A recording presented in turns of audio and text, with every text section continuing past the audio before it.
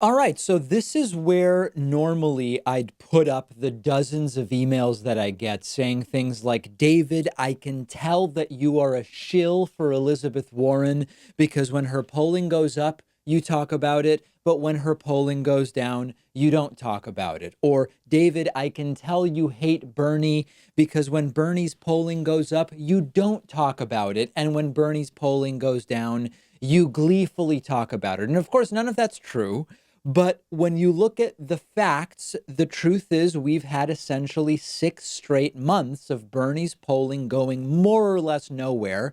He was at 14 in late April, and he was at 14 3 weeks ago. Well, we've had 6 straight months of Elizabeth Warren's polling climbing from 8 in April to as high as 27 a couple of weeks ago. I just tell you what is happening. And for the first time in many months, Bernie's polling is showing signs of life. So is Pete Buttigieg's, but we'll get to that shortly. And it's happening at the expense of Joe Biden and Elizabeth Warren. Let's look at the numbers, for which I am, of course, merely a humble messenger, not the pollster. As you can see at the top of the graph, declines for Joe Biden and Elizabeth Warren. Joe Biden down about 2.5 points in the last 3 weeks. Elizabeth Warren also losing some momentum, down about 5 points in the last 3 weeks. Who is gaining in the last 3 weeks? Well, it's Bernie and also Pete Buttigieg. You see Bernie, the blue line, popping up from about 14 to now more than 17, a 3 point gain for Bernie. You also see the purple line on the graph. This is Pete Buttigieg, Mayor Pete from South Bend, Indiana, climbing from just about 4 points a couple of weeks ago, now polling about 7%. This is the highest Pete Buttigieg has polled since early May. Otherwise, things are basically unchanged. Kamala Harris continuing a more or less slow decline since early July. Everything else, really not much else going on with her. Andrew Yang still has his 2.5 average. Tulsi Gabbard has her 1.3 average.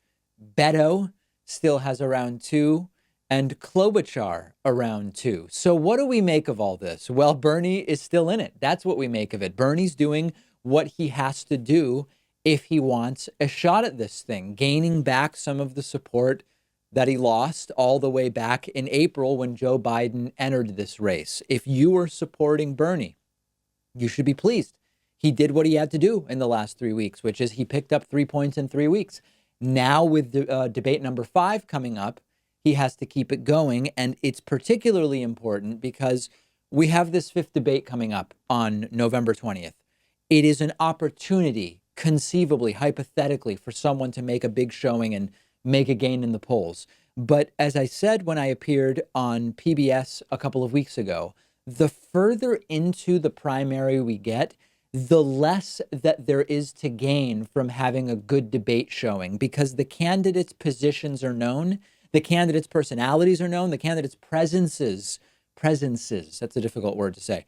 Their presences on the stage are known because they've been around for longer, and we've been watching a whole bunch of debates so far. So the further we get into this thing, the debates actually represent a potential liability. The debates represent an opportunity to do something wrong and to lose support in the polls. The downside of the debates becomes bigger as we get further into it, particularly because there is less time to make up for missteps, while the possibility of some big gain due to the debates diminishes. So that's just a reality. That's not about Bernie specifically. Now, for debate number 5, we have 9 people already qualified. We have Beto, Tulsi, and Julian Castro pending some of the requirements. So we could conceivably end up with 12 people on the debate stage again, which I guess it diminishes the speaking time for each person, which in a sense reduces the possibility that they make some major gaffe or faux pas and put their foot in their mouths.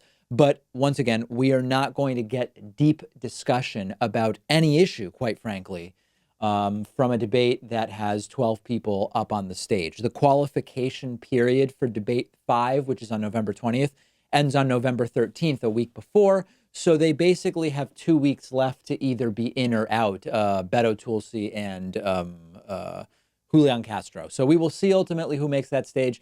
Bernie Sanders, people who are following Bernie, supporting Bernie, should be pleased. A point a week. I mean, listen, Elizabeth Warren got to her peak of 27 point whatever it was, gaining about a point and a half to 2 points a month.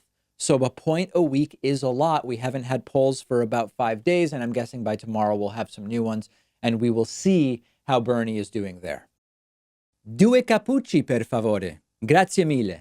One of our sponsors making the David Pakman Show possible is Babbel, the language learning app, and you'll get 25% off a subscription to Babbel when you click the link under this video. Babbel was founded in 2007 and now has over 1 million paying subscribers worldwide as one of the world's leading language learning apps. Their learning method has been examined numerous times in scientific studies, including one at Yale in 2019, which found that 100% of participants who used Babbel were able to improve their oral proficiency with a new language within just 3 months.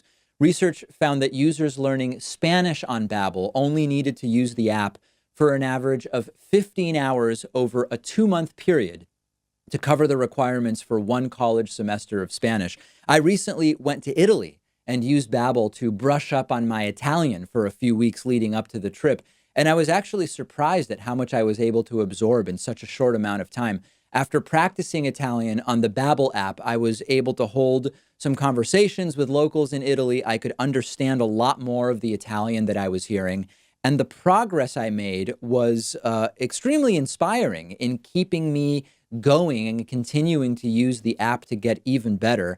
I'm also about to use the app to start learning German, which I'm looking forward to. I really would recommend Babbel to anyone who watches our show, and you can save 25% on a subscription to Babbel when you click the link right underneath this video.